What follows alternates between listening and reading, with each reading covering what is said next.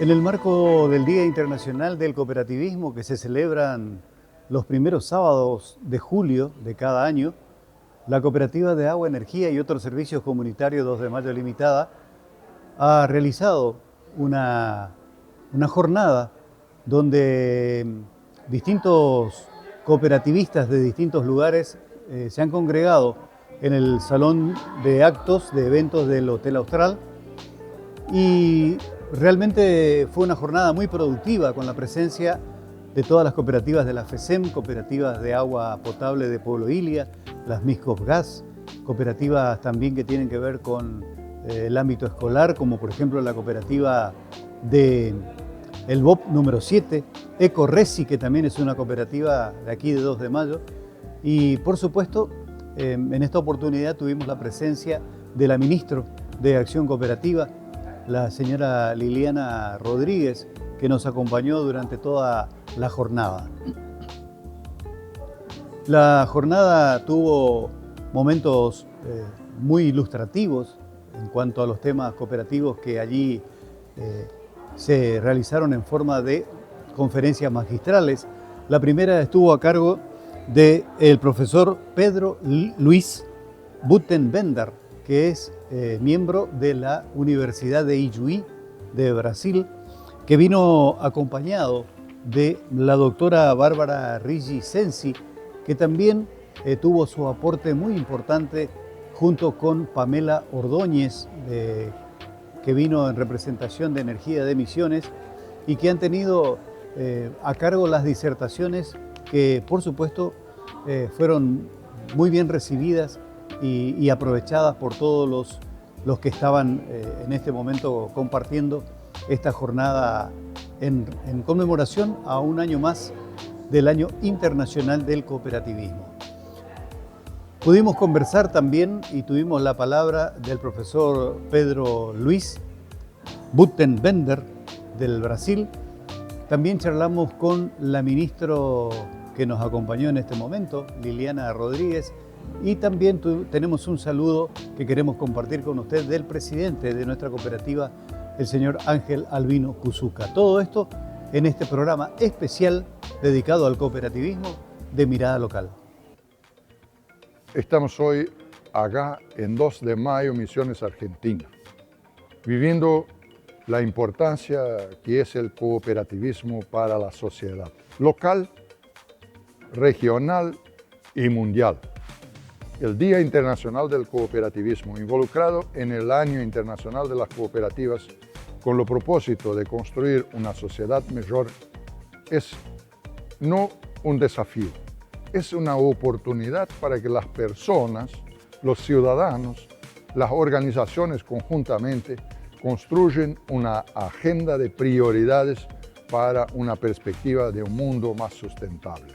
Las cooperativas que centralizan su actuación a partir de las personas a partir de los 7 principios, construyen una estrategia, un sistema, un modelo, una alternativa de organización de las personas, de la sociedad, para hacer frente a los desafíos que la vida moderna nos coloca.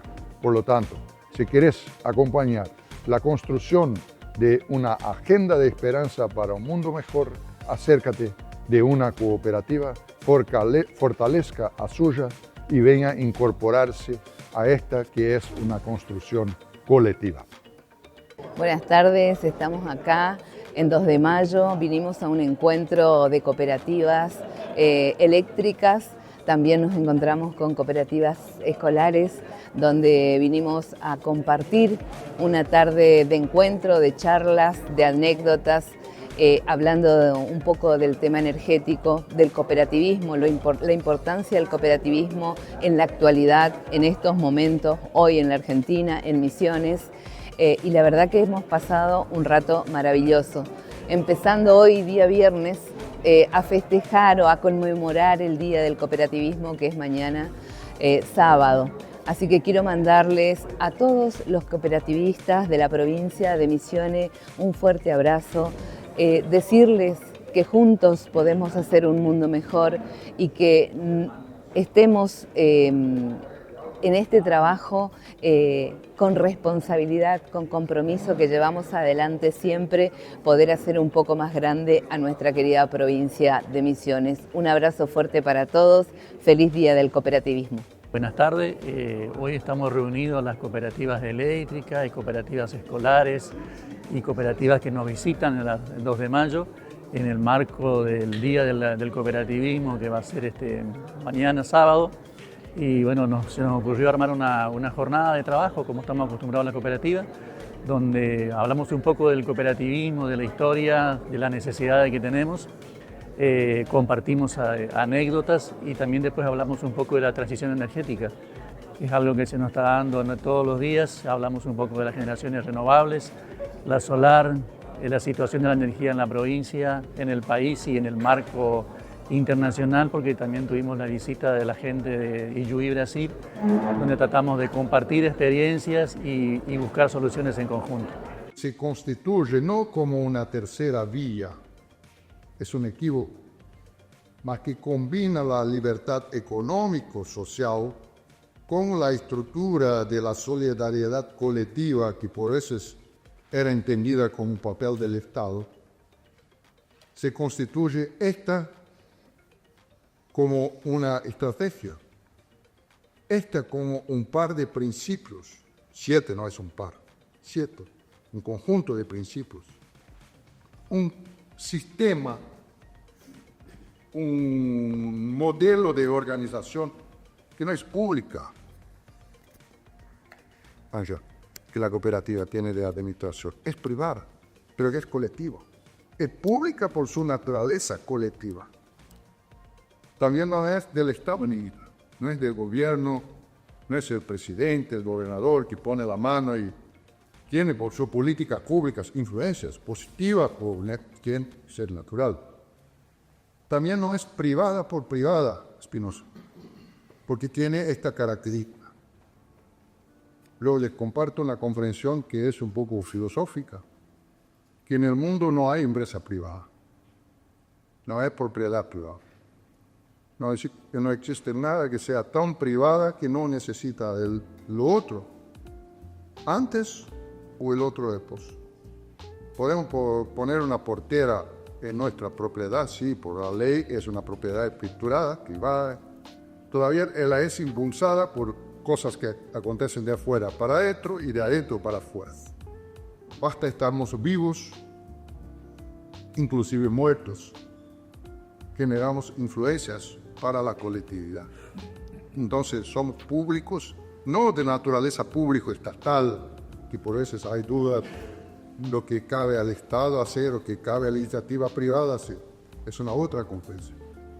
Y el cooperativismo en este ambiente se constituye sí como una estrategia, un sistema, un modelo que pónese no como una alternativa. No es una alternativa. Alternativa es para sustituir en otros. No es un modelo sustitutivo a los anteriores. Es casi que un fermento que hace con que los modelos anteriores se ponen a crecer para constituir una nueva comprensión.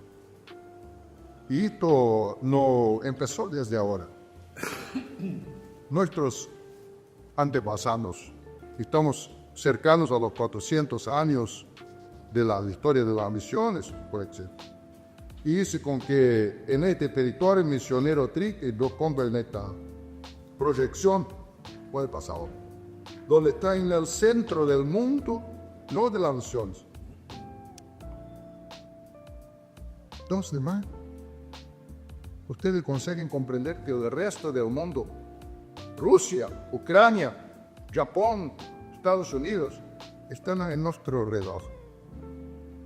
Cuidado, no seamos egocéntricos al extremo y allá todo el mundo depende de nosotros. Pero que la mirada que hacemos es la mirada de acá para allá. Y si fuéramos allá y mirarmos para 2 de mayo, tenemos que tener una comprensión muy cerca de la que tenemos desde acá para afuera. Pedro Demo, que es un autor humanista brasileño, escribe que cada uno mira el mundo a partir de donde están fixados sus pies. Y por lo tanto, puede dar 2, 3, más uno ahí. O sea, si miramos esta figurita, toma la libertad de Santa Rosa solo para tener una ciudad donde vive hoy, más permanente. Posada, Voz de Mayo, Encarnación. Podríamos tomar aquí Asunción o más Leico, otros territorios, lo puso 3, 4, para hacer una más. Una mirada que en este entorno es el matricero, los cementeros, semilla, cantero, donde se hace la pequeña platita para multiplicar, del cooperativismo en el mundo. El cooperativismo no se arrancó en 1844 en Rochdale. Sí, es el modelo del cooperativismo moderno que nosotros lo tomamos en los días de hoy. Dicho. Tengo los fios de la meada.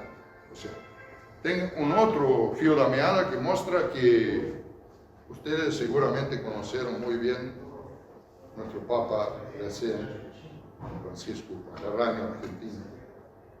Lo anterior, Ratzinger, ¿cierto? Ratzinger escribió un libro, Jesús de Nazaret, en alemán. Y él en este libro habla sobre la cooperativa de los pescadores de João, del discípulo João. Bueno, él no habla en portugués, tampoco en español, habla en alemán. En Fischerinnenossenschaft. Certo? Esse nome é feio para quem não é do idioma alemão, mas sabem que eu estou falando, certo? A cooperativa dos pescadores. Então já tinha sementes do nosso cooperativismo há mais de 2000 anos atrás. O que nós comemoramos hoje é o que nós evoluímos ao largo da história até os dias de hoje. E por seguindo, Bárbara, graças. Por lo tanto, el cooperativismo, una vez él se difunde, dicen que los instrumentos más modernos que tiene nuestra casa son los comandos de voz. ¿Cierto? Ustedes no tienen este aparellito en casa de sonido que se habla con él. Algunos tienen. El vecino estaba implicado porque el vecino estaba con una nueva señora en su casa que le hablaba fuerte y ella respondía todo lo que él quería. Quería una señora así en su casa.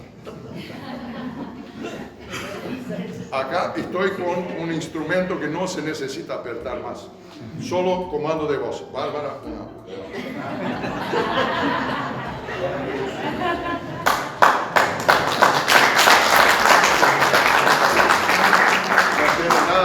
Nada a ver con la chiste y tampoco con cualquier observación de hombre con mujer y la discriminación. Podría tener al CEO ahí o alguno. Todavía. La temática del cooperativismo, uno más, podemos seguir, es un conjunto de figuraciones que muestran que nuestro territorio tiene su identidad histórica mezclada con el cooperativismo. No solo con la llegada al final del siglo XIX, con los migrantes europeos, sino anterior tiene mucha contribución importante para lo que hacemos hoy. En esta sociedad del capitalismo salvaje competitivo, nosotros van a sobrar migajas. Y el totalitarismo general colectivo también no está presente en esta perspectiva. ¿Cuál es que nos pone en común en una perspectiva de mirada de sustentabilidad? Es el modelo de organización donde la persona esté en el centro y no el capital en el centro. Una más. Vamos a ver ahí. O sea, voy a tomar, independiente de este lugar ahí, la cooperativa no es una sociedad de capital, es una sociedad de personas. Por esto, adentro de la cooperativa, cada uno tiene uno voto y no por la cantidad de plata que tiene. En la sociedad de capital no es una sociedad de personas, cambio la mano para abajo, es una sociedad fechada. Quien tiene voto es el capital, y el capital es representado por algún procurador, que puede ser su dueño o no. la plata es distribuida en esta sociedad de acuerdo con el capital. En la cooperativa, ¿cómo es hecha? Por la persona y de acuerdo con su trabajo, con la cooperativa, proporcional a su movimiento. O sea, este modelo de sociedad de que pone a las personas nuevamente en el centro de la organización, que pone esta organización orientada por un principio de libertad, doble libertad. ¿Por qué la doble libertad? Primero, por el principio 1, que es la adhesión libre y voluntaria. ¿Qué es esto? No es que cada uno loco que quiere entrar en la cooperativa puede entrar. No es un ambiente libre. No, tiene que, anterior a esto, confesar su aceptación de las reglas de la ley y del estatuto. Todavía este principio de la libertad arranca de otro punto de vista. Le tomo, ¿quién tiene casamiento matrimonial con su señora o con su señor? O sea, ¿qué es la pregunta fatal que el cura y el pastor hace en aquel momento? Es de plena libertad que hace, ¿sí?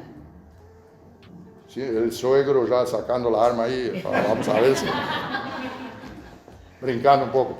O sea, ninguém puede ser obligado a casarse con una pareja que no quiere, ¿cierto? Los aspectos culturales, religiosos, tienen una serie de otras conformaciones que es importante.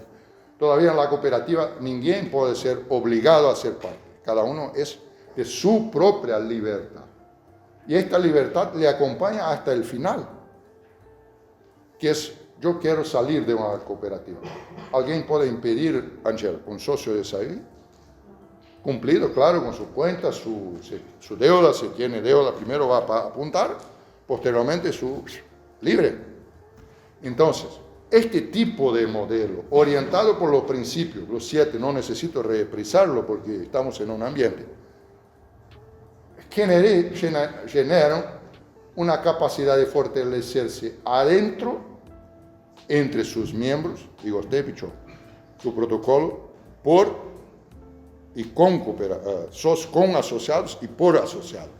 O sea, para dentro de la cooperativa, y lo que pasa a desarrollarse en este nuevo contexto, inclusive de las Naciones Unidas, cuando fixa el Año Internacional de las Cooperativas, y toma esta frase, que no es solo una frase, es un propósito de construir un mundo mejor, es que las cooperativas conjuntamente entre sí tienen una oferta adicional para hacer, que no es solo para sus miembros, sino para la propia sociedad, por esto el principio 7, interés por la comunidad, que no es hacer propaganda, ayudar a una comunidad A, B o C, solo es importante, sí, todavía no solo esto, ayudar, auxiliar, contribuir colectivamente las cooperativas a los gobiernos, a los estados, a los ministerios, a construir políticas públicas que miren esta perspectiva de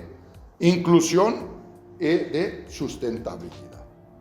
O sea, las cooperativas que abren sus ventanas y miran la sociedad como aportes necesarios para el desarrollo sustentable futuro de la vida.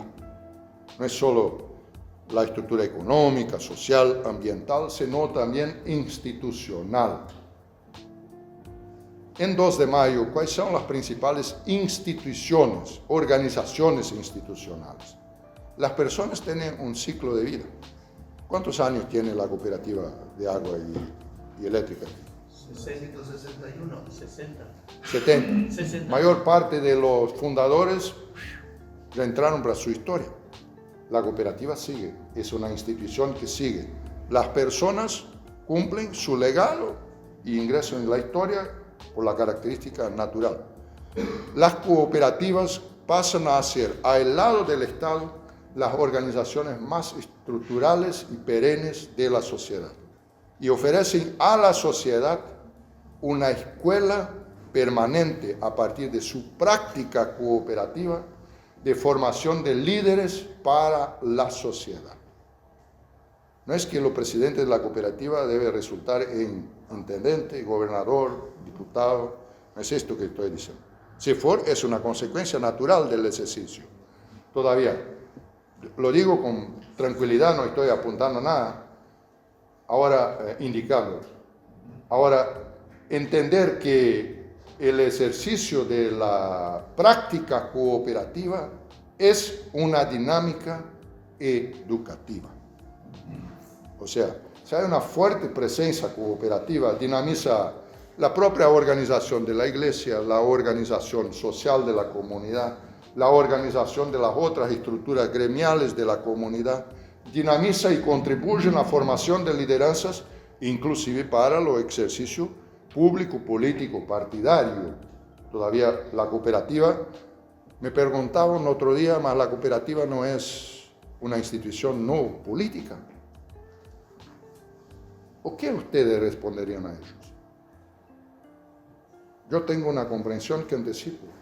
La cooperativa es resultado de la participación de un conjunto de ciudadanos cooperativados, que se unen por principios cooperativos.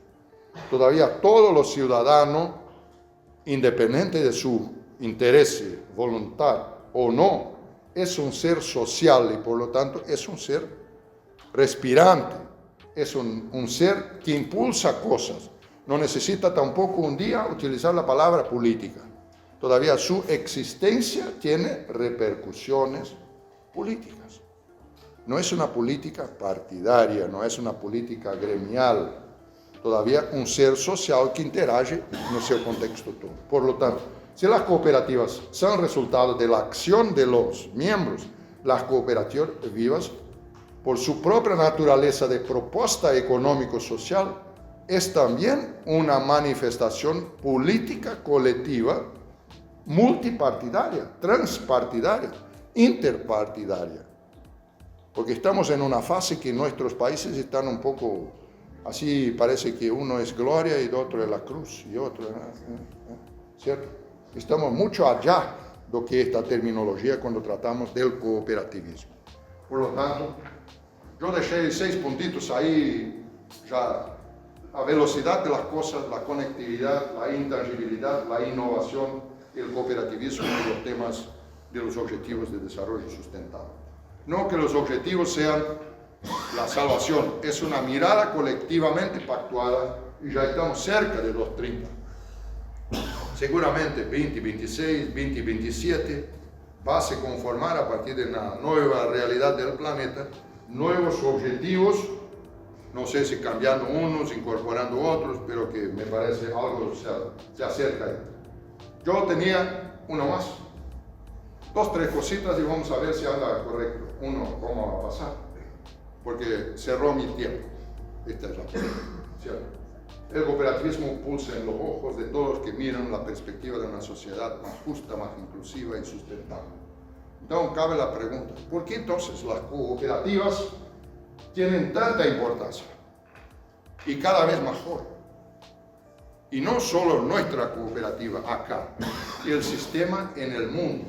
¿Por qué las cooperativas son tan importantes para las personas, la región y el país? Porque generan exactamente esta dinámica integral. Y lo hace la pregunta desde la señora, el señor, el homo, la crianza, ¿cierto? Todos están se preguntando, haciendo la pregunta. Es poner la economía como sustentación del hombre y no poner el hombre la próxima, el hombre a poner a sustentar la economía, ¿cierto? ¿Para qué sirve la utopía? Para nada. Todavía nos pone a caminar. Me parece que nos poner a caminar es un poco el desafío que tenemos en una nueva perspectiva de sustentabilidad. Pichón, muchas gracias.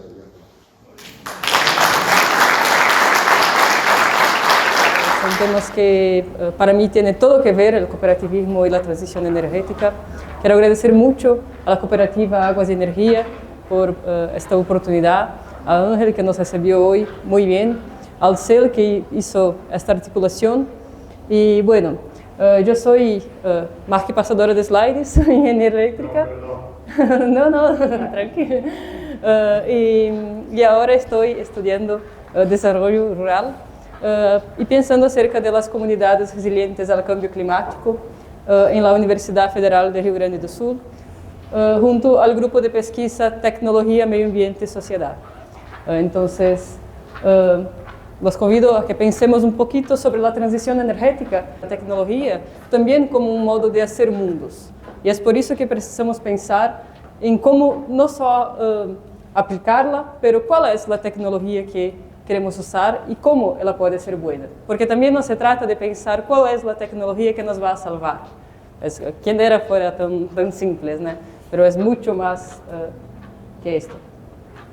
Y antes de hablar sobre la transición energética, vamos a pensar qué es al final este tema. Tiene se hablado mucho de transición energética como simplemente convertir las fuentes fósiles para fuentes limpas.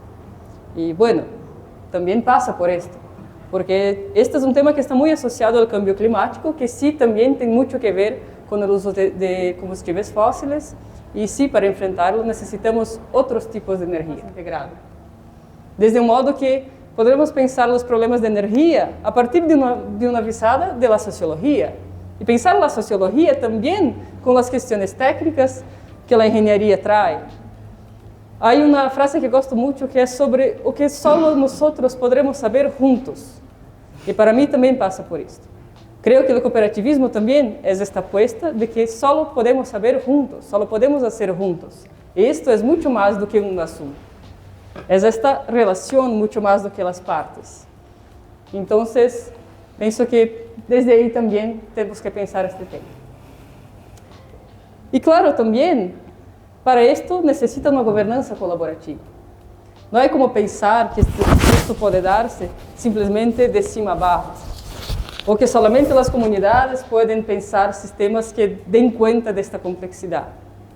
Pero necesita esta integración y una gobernanza que sea participativa y colaborativa. Entonces, una transición energética justa, y ahí esto pasa justamente también por pensar la justicia climática, que tiene a ver con esto. ¿Quién va a financiar? ¿Quién va a estar en las mesas de decisión? ¿Quién va a ser escuchado? Entonces, es mucho más do que simplesmente cambiar fuentes, ¿no? Y esto requiere un enfoque social y local.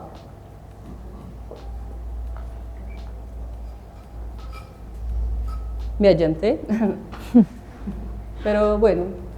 Y acá, pienso que la cooperación para la transición es también lo que ya estamos haciendo. No es lo que vamos a hacer después. Pienso que ya comenzamos. Esto es también un convite para que esto sea un puntito, un pasito más en esta caminhada y que podemos pensar juntos. Y pienso que el cooperativismo es ya una forma de organización colectiva que es más sencilla, que es más participativa y que es por tanto también más inteligente do que pensar que uno solo puede tener lucros privados y los danos sean compartilhados, como es lo que pasa muchas veces y es también o que nos trouxe a esta forma de ambiente totalmente comprometido.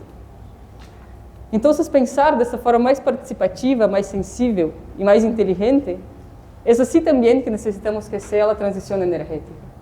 E é por isso que penso que charlas como esta são fundamentais para que isso de fato aconteça.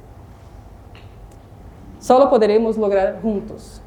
Isto é fundamental. Bueno, penso que já sabem que isto não pretende ser uma resposta, muito pelo contrário, né? Penso que também vamos ir refinando as perguntas. E bueno, umas palavritas muito rápidas, né? Hablé este português também porque a mim me gusta muito este idioma de fronteira. Gosto muito da diversidade dos encontros. Penso que aí também reside a potência de sermos distintos, pero que podemos nos entender. E podemos não só nos entender, pero podemos construir algo juntos. Esta é a preciosidade. E não há que pensar isto, o que está fazendo a Alemanha, o que está haciendo. Bueno, por certo, temos experiências que podemos compartilhar, podemos contar como é allá, como é em Brasil, e como é acá, e como é em minha comunidade, e como é acá, e os costumes, porque todo isto tem que estar nesta conversação. Entonces, bueno, aquí está mi contacto. Unas palabritas iniciales muy rapiditas para también no descansar. Y Pamela va a hablar un poquito más y después vamos a seguir esta conversación con preguntas, con comentarios y bueno. Quiero decir una vez más que a mí es una alegría muy grande, muy grande estar acá. Espero que sea, es mi primera vez en 2 de mayo, espero que sea la primera de muchas otras. Y bueno, gracias por su atención. Soy politóloga de título de base y después hice una maestría en Ambiente y Desarrollo, donde me especialicé en transición energética en Dinamarca. Y bueno, estoy más o menos recientemente llegada al país, llegué el año pasado.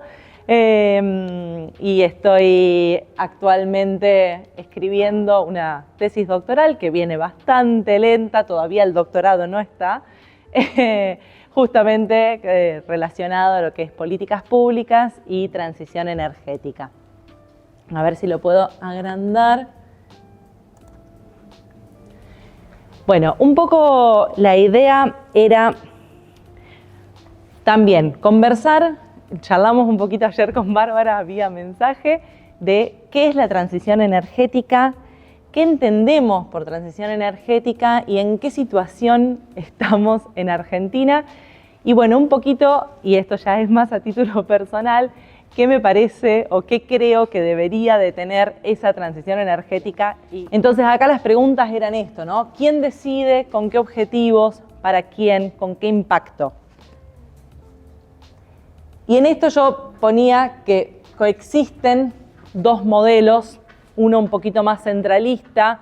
Hay algunos autores que lo llaman un modelo corporativo o un modelo de las corporaciones, que tiene que ver con la transición energética, y otro que tiene que ver con la descentralización, un modelo más cooperativo de la transición energética. Ahí vamos a ver que, bueno, son 2 visiones diferentes cuando hablamos a la hora de qué entendemos.